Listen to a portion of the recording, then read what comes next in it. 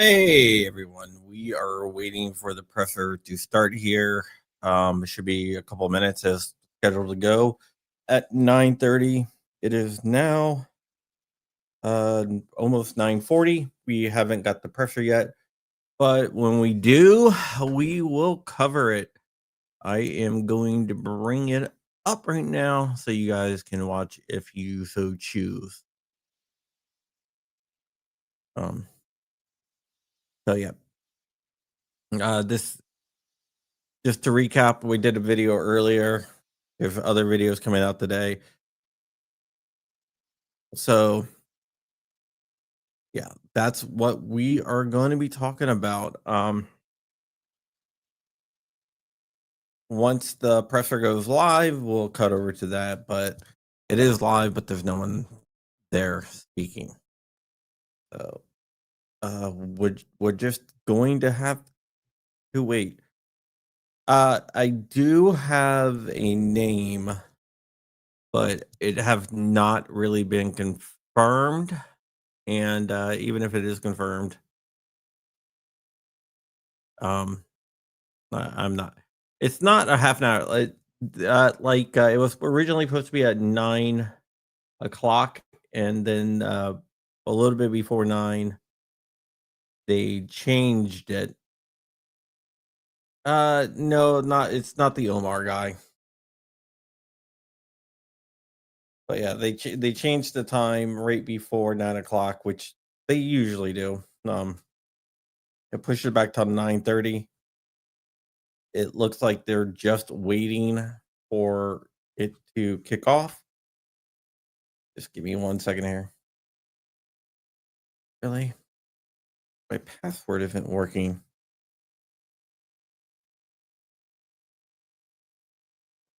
Now it wants to confirm my identity. Of course it does. Why wouldn't it?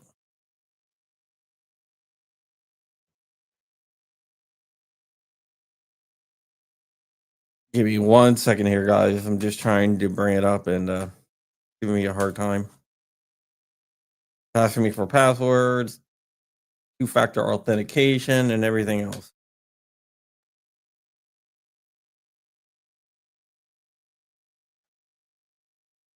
But of course it would. Why wouldn't it? You know, just the way everything goes.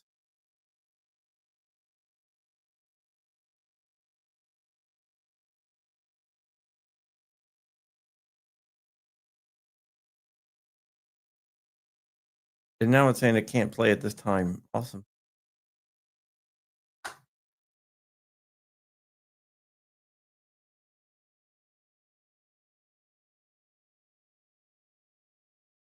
Let's see. Here we go.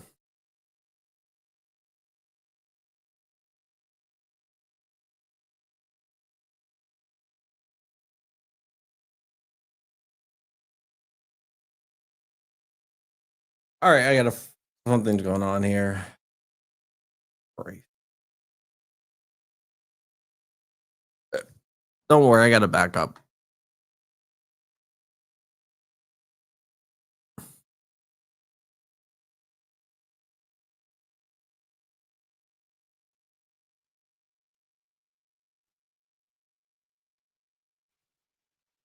At least we didn't miss anything.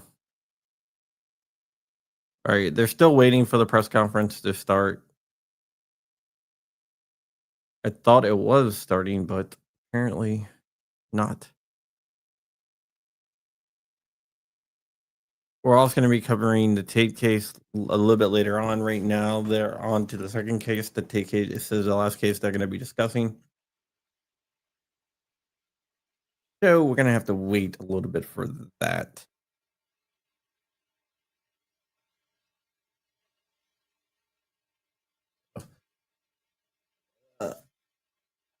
While that is going, let's go here and just try to get everything up.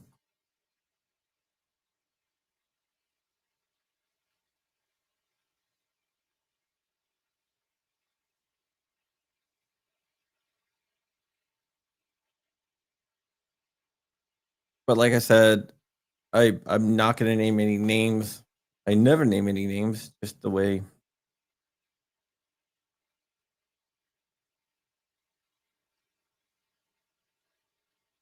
to do it, and yeah, we're gonna have to roll with the backup system here.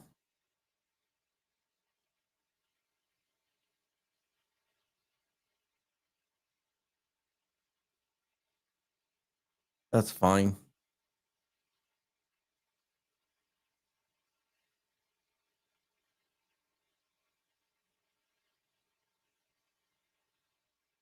Some reason there is a big black box on the side. I don't know what the hell that is about, but whatever. This is happening in Utah. Utah slag has a beehive on it because they're known for honey.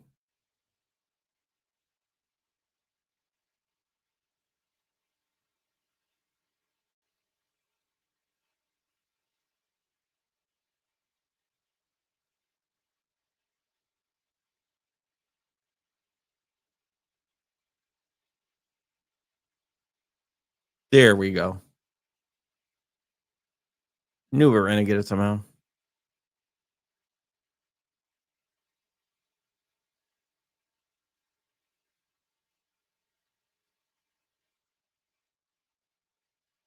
But right now we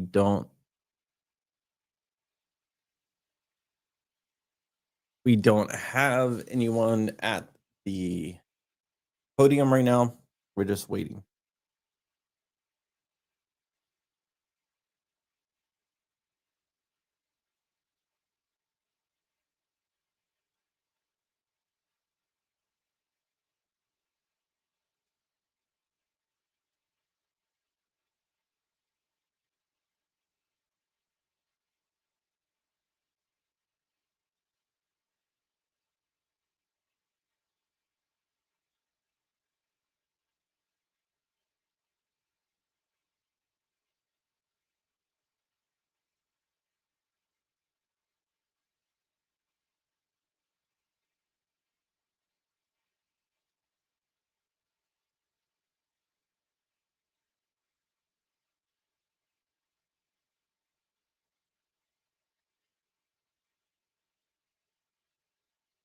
I'll put this on full screen.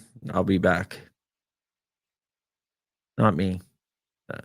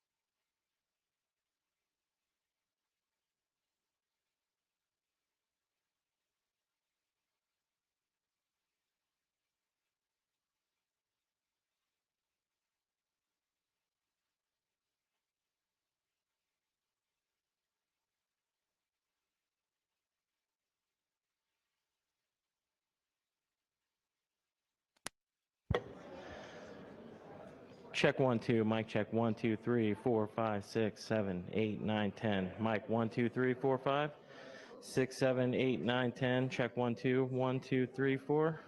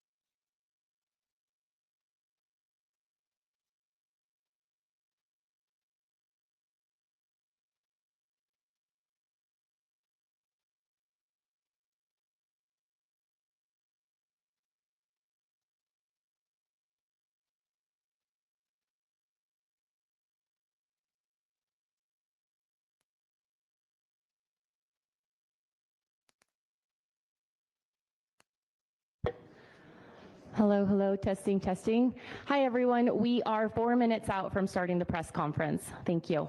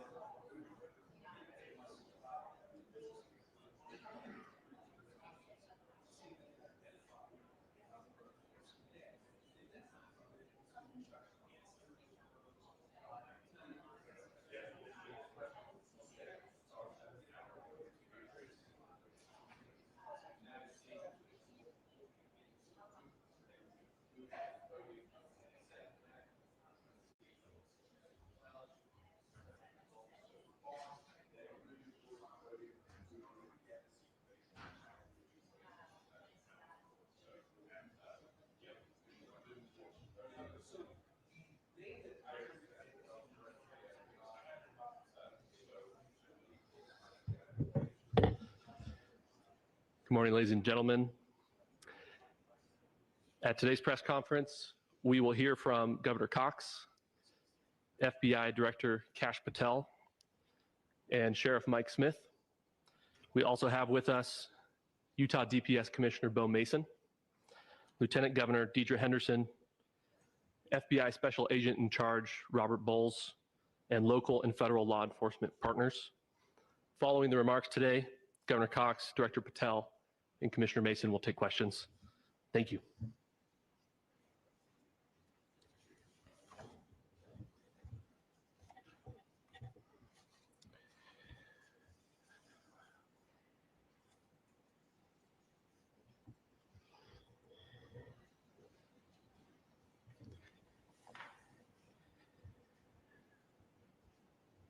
Good morning, ladies and gentlemen. We got him. On the evening of September 11th, a family member of Tyler Robinson reached out to a family friend who contacted the Washington County Sheriff's Office with information that Robinson had confessed to them or implied that he had committed the incident. This information was relayed to the Utah County Sheriff's Office and scene investigators at Utah Valley University. This information was also conveyed to the FBI. Investigators reviewed additional video footage from UVU surveillance and identified Robinson arriving on UVU campus in a gray Dodge Challenger at approximately 8:29 a.m. on September 10th, in which he is observed on video in a plain maroon t-shirt, light-colored shorts, a black hat with a white logo, and light-colored shoes. When encountered in person by investigators in Washington County on September 12th, in the early morning hours, Robinson was observed in consistent clothing with those surveillance images. Investigators interviewed a family member of Robinson who stated that Robinson had become more political in recent years. The family member referenced a recent incident in which Robinson came to dinner prior to September 10th, and in the conversation with another family member, Robinson mentioned Charlie Kirk was coming to UVU. They talked about why they didn't like him and the viewpoints that he had. The family member also stated Kirk was full of hate and spreading hate. The family member also confirmed Robinson had a gray Dodge Challenger. Investigators identified an individual as the roommate of Robinson. Investigators interviewed that roommate, who stated that his roommate, referring to Robinson, made a joke on Discord. Investigators asked if he would show them the messages on Discord. He opened it and showed several messages to investigators and allowed investigators to take photos of the screen as each message was shown by Robinson's roommate. These photos consisted of various messages, including content of messages between the phone contact named Tyler with an emoji icon and Robinson's roommate's device. The content of these messages included messages affiliated with the contact Tyler, stating a need to retrieve a rifle from a drop point, leaving the rifle in a bush, messages related to visually watching the area where a rifle was left, and a message referring to having left the rifle wrapped in a towel. The messages also refer to engraving bullets and a mention of a scope and the rifle being unique. Messages from the contact Tyler also mentioned that he had changed outfits. I know there's been speculation as well as to the writing on those casings, those bullet casings, and I believe we have that as well. And I will share that with you now. So the area north of Campus Drive Road where the suspect crossed over, you saw some of that in the video that we released last night, consists of a grassy area with trees on the edge of the UVU campus. Investigators discovered a bolt-action rifle wrapped in a dark-colored towel. The rifle was determined to be a Mauser Model 98 30-06 caliber bolt-action rifle. The rifle had a scope mounted on top of it. Investigators noted inscriptions that had been engraved on casings found with the rifle. Inscriptions on a fired casing read, "Notices, bulges, capital OWO, what's this, question mark."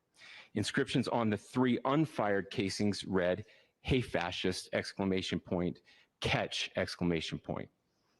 up arrow symbol, right arrow, and symbol, and 3 down arrow symbols.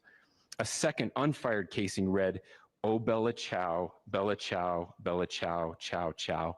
And a third unfired casing read, "If you read this, you are gay, LMAO." We are indebted to law enforcement across the state who's worked seamlessly together, local law enforcement, state law enforcement, and our federal partners with the Federal Bureau of Investigation. We're grateful for everyone who worked together in such a short amount of time to find this person and to bring justice. I want to thank the public who has been so engaged, reviewing videos, helping us with sending in tips, and helping us get to this point. I want to thank the family members of Tyler Robinson who did the right thing in this case and were able to bring him into to law enforcement as well. I especially want to thank the family of Charlie Kirk, Erica, Charlie's parents, his children. I want us to be thinking of them as we bring justice in this case. They will be involved in that justice. We will be working very closely with them as we move through this process as well. This is a very sad day for our country, a terrible day for the state of Utah. But I'm grateful that at this moment we have an opportunity to bring closure to this very dark chapter in our nation's history. With that, I will now turn the microphone over to the Director of the FBI, Kash Patel. Thank you, Governor. This is what happens when you let good cops be cops. The FBI and our partners are proud to stand here today together to bring justice to the family of Charlie Kirk and honor his memory. I want to express my deep gratitude to President Trump, the Vice President, and the entire White House who have been so incredibly supportive with both resources and just personally to the FBI as a team. They had our backs the entire way, and I just want to express my gratitude for giving us the resources we need to operate in this space to bring this sort of justice at this sort of speed. In 33 hours, we have made historic progress for Charlie. Governor Cox, our partnership has been absolutely incredible these last few days. Our partnership will endure.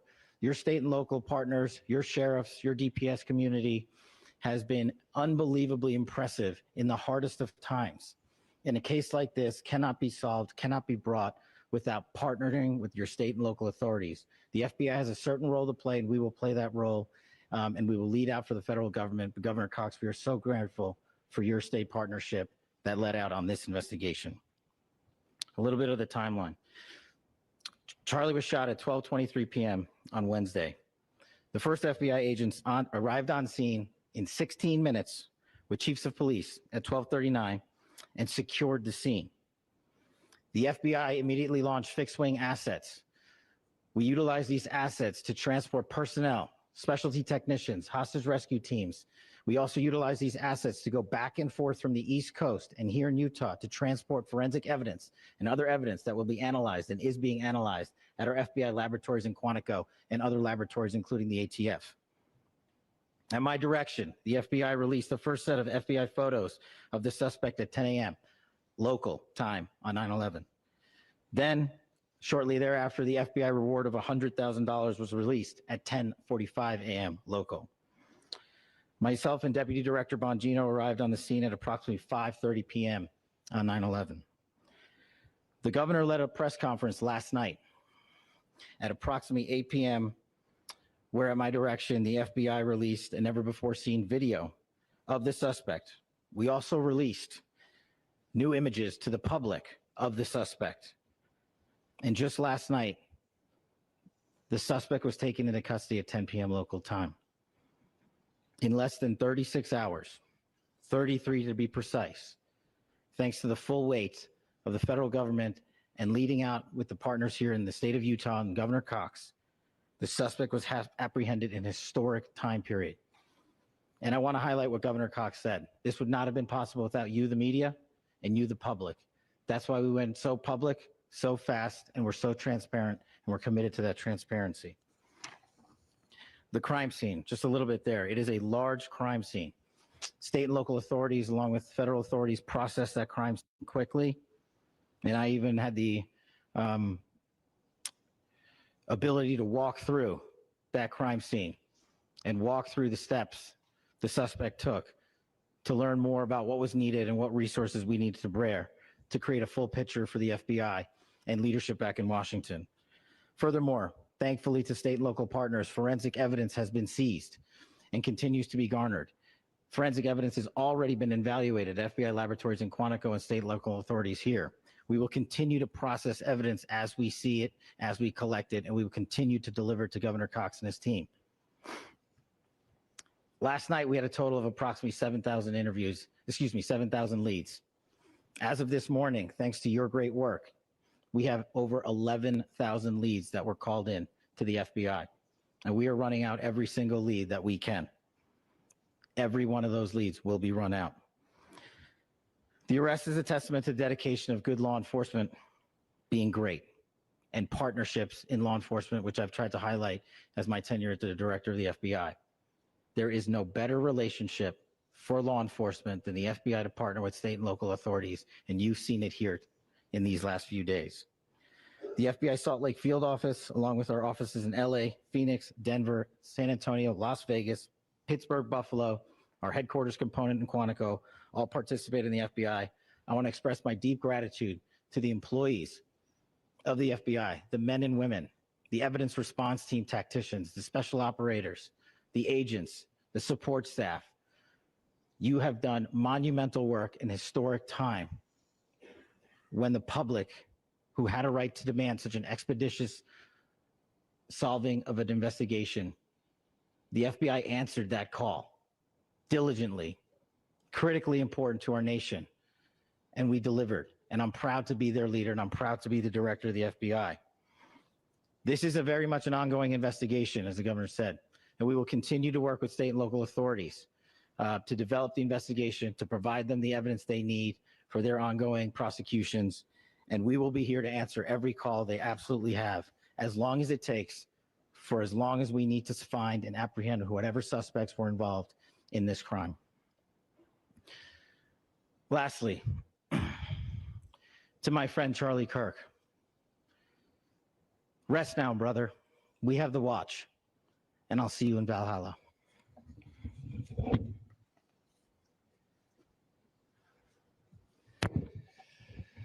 Thank you, and good morning. I would just like to take a few minutes as the sheriff to express my gratitude for everybody who has played a part in this investigation. As you know, it's been a vast, a complicated, and a very, very fast-paced investigation. You're looking at people standing up here who are running on, if they got an hour's sleep in the last couple of days, they're probably lucky. It has been very taxing. It has been so impressive, speaking on behalf of the local law enforcement, to see the cooperation that we've seen in this type of case. Across the state, sheriffs, chiefs, our state partners have stepped up and have come to the call on anything that we needed. Our county chiefs have been phenomenal. Our Utah County Attorney, Jeff Gray, who's standing up here with us, has been phenomenal in leading us through this investigation. I would like to thank the federal government for their resources, their assets. Our local team here, our FBI team, has been extraordinary in helping us work through this and bring this person to justice. Most of all, I would like to thank the public, and specifically, I would like to thank the public who turned to prayers and who turned to positiveness for us. I would like to thank them on behalf of the law enforcement community, because we needed those prayers. That's what we needed to get through this. We needed your support, and you gave it to us. We needed your patience, and you gave it to us. And I would like to thank you for the Kirk family, because that's what they need, is your support and your prayers, and that will get us through all of this. So thank you everybody for everybody that have stepped up. We've had such a phenomenal response to this. Thank you.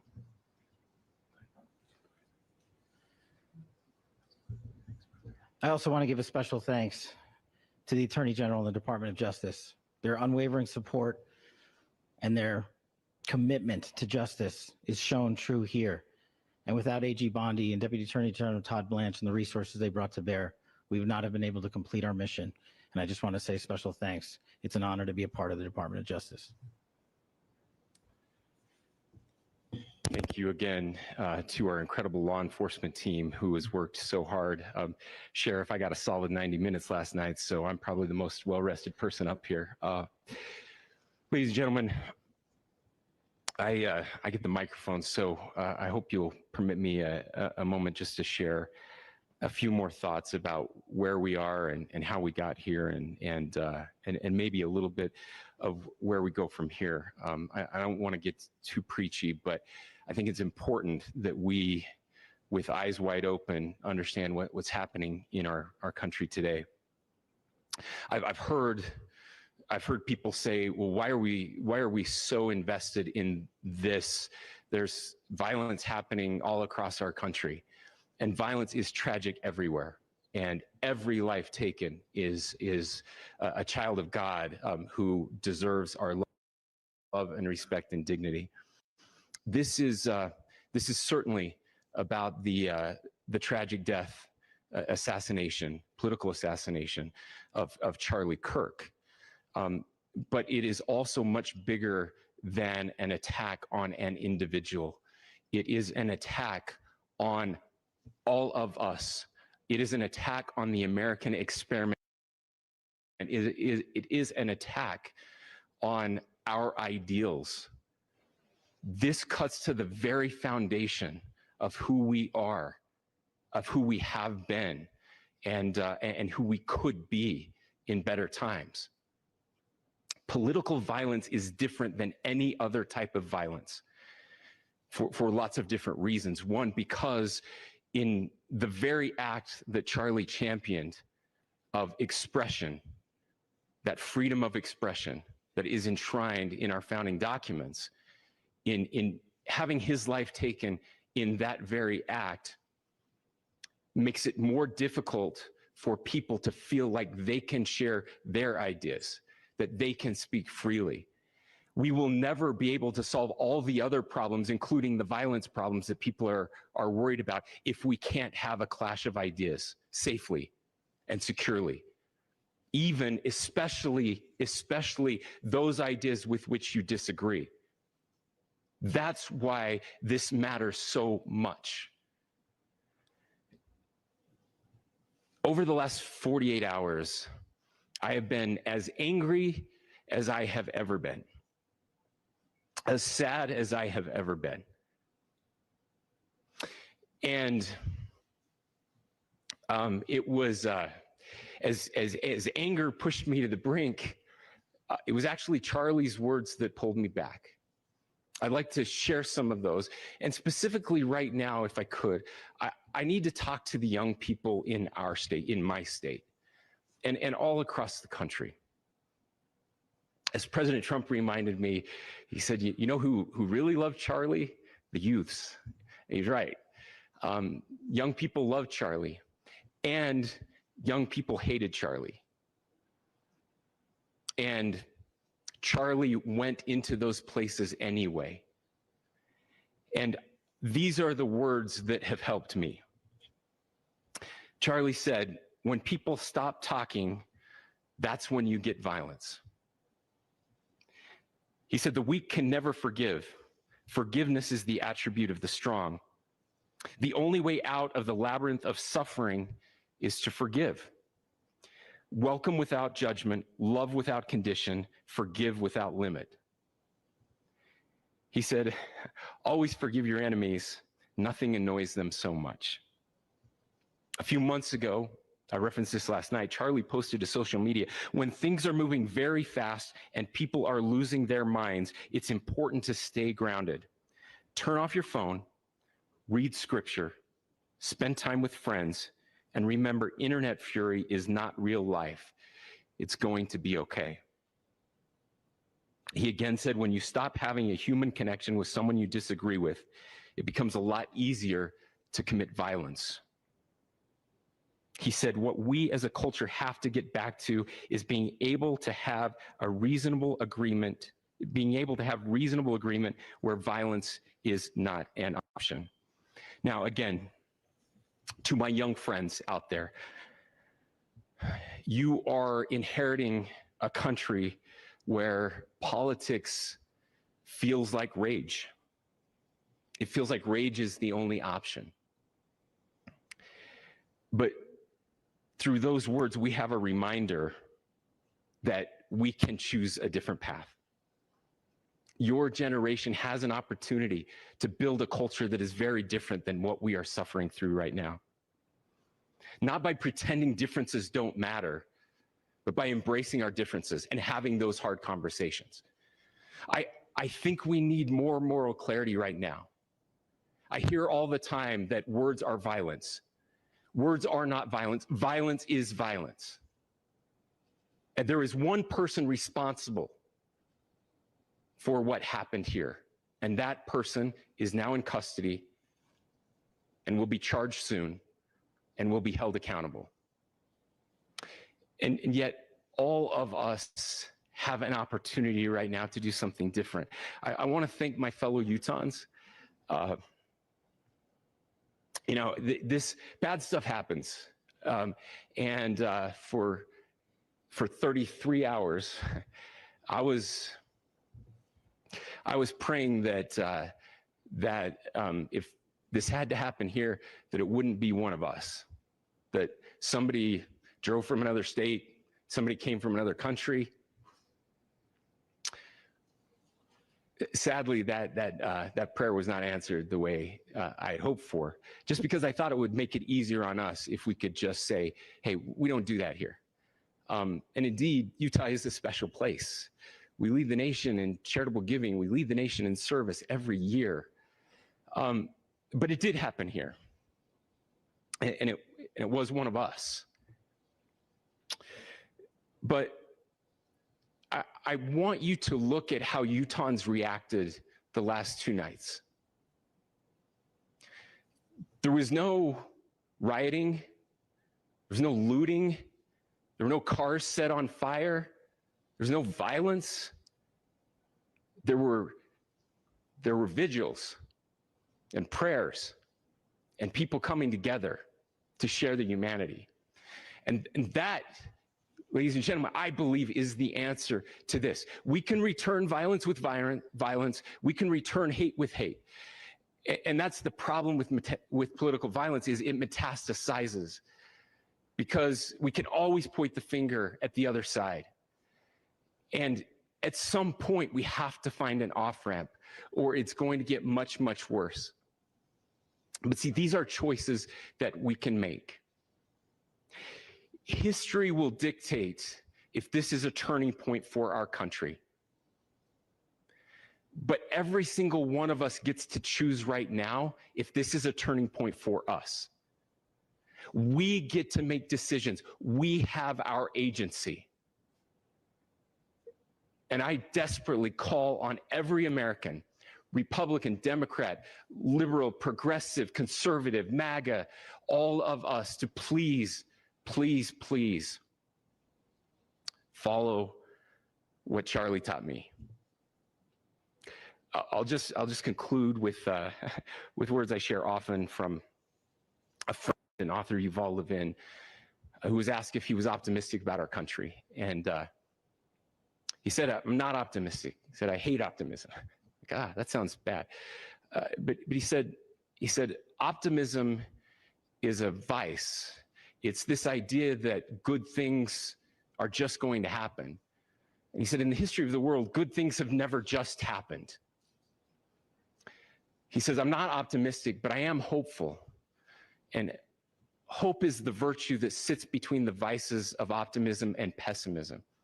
Hope is the idea that good things are going to happen because we can make them so. I still believe in our country. And I know Charlie Kirk believed in our country. I still believe that there is more good among us than evil.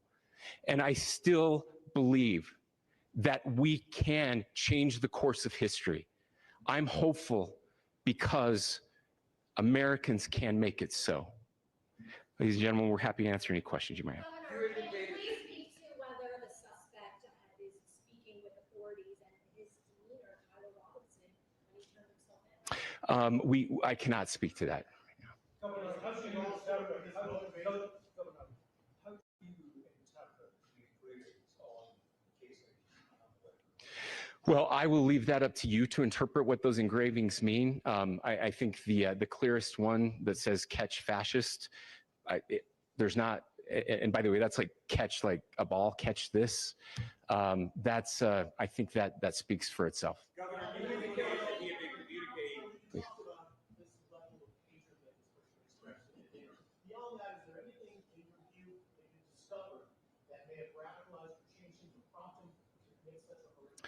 There's nothing more that we can share at this time. Governor, you indicated that he had been communicating with a friend on Discord about the gun.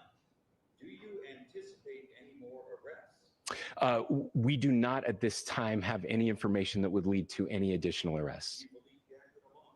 Yes, but the investigation is ongoing. Can you detail at all how he came into custody of police and where he is right now? Yes, so right now, Mr. Robinson has been booked into the Utah County Jail. You heard the president this morning report that he was taken into custody, that his family and a friend helped to deliver him into custody of law enforcement in Washington County. For those of you that don't know where Washington County is, it is the southwesternmost part of the state of Utah. It's about a 3.5 to 4 hour drive from here, where we are right now, and that's where he lived and where they turned him in. Please, I'll go here. I can't share any more than what I've already shared. Yeah.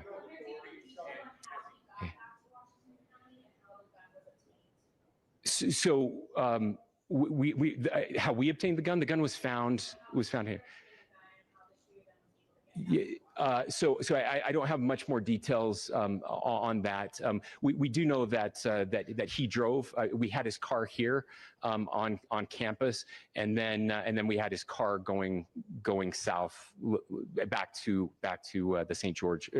It's actually the city of Washington in Washington County. Is he talking with authorities and did he discuss a motive? I'm sorry? We don't have any information that would lead us to believe that. Yes, in fact, it was just released. Yes. I can't answer that right now. Yeah, thank you. Over here.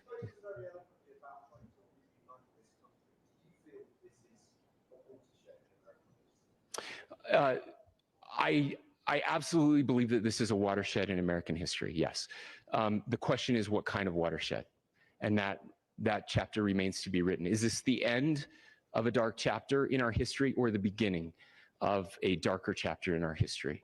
Look, I mean, if you look at true political assassinations in this country of someone of this stature, this feels a lot like the late 60s, and having one so gruesomely displayed on camera in all of our hands and in all of our pockets. We are not wired as human beings biologically, historically.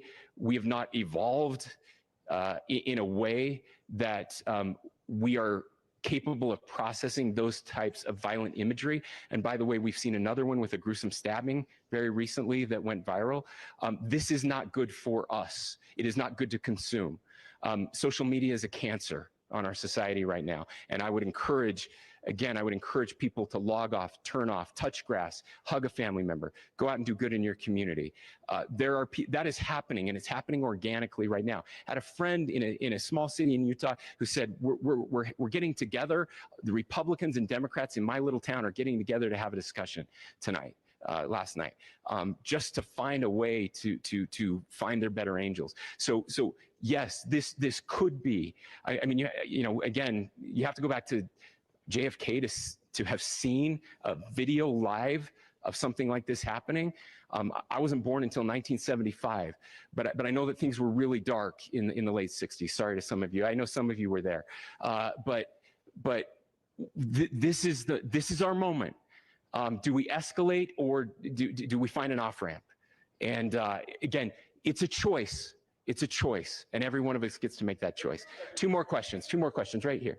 Could we clarify that the release of those enhanced images at 8 p.m. timeline that Director Patel gave us led to the arrest at 10 p.m. Is there a direct connection between those two events? I cannot comment if there is a direct connection or not, but all I can say is that that through some process, the family came to know that this had happened. One more thing, Governor. Could you just clarify the clothing issue you mentioned earlier? Was he changing outfits? Correct. Yes. So when he's first spotted on campus, he has different clothing on, and then he changes clothing on the roof, and then changed back into that clothing at some point, so that when he was apprehended, when he was arrested, the clothing matched the clothing he had on before the shooting here at UVU. Last question here. Yes. Suspect was fresh from Can you kind of tell us a little bit more about where, and was he a student here at this university, and is there any history of mental illness? Yeah. So I don't have any information on the mental illness part. He was not a student here at UVU. He was living and had lived for a long time with his family in Washington County, in the southernmost part of our state. Thank you, everyone, for your great work in getting this information out. I just say, process-wise, this may be important. I know many of you aren't familiar with the process in Utah. I think it's important that you understand that. Basically, we have 3 days for charging documents to be filed. A CI will be filed. We'll have more information then, more detailed information as those charging documents are filed in preparation for a preliminary hearing. So 3 days. So we would anticipate then that early next week those charging documents will be filed. We will obviously be working. The county attorney will be working very closely with Mr. Kirk's family as those documents and decisions are prepared and made. Thanks, everyone.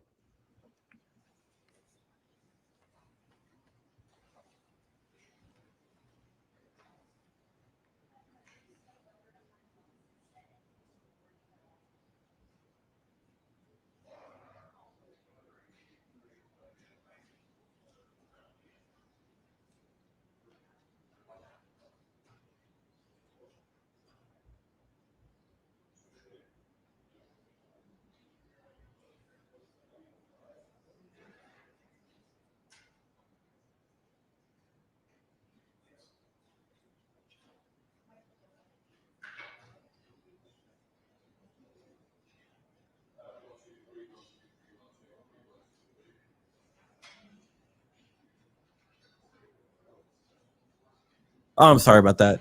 That they referenced Bella Ciao. Bella Ciao was a song from like the World War II era, when the anti-fascists, which is who Antifa is named for, basically use that as one of their rallying songs.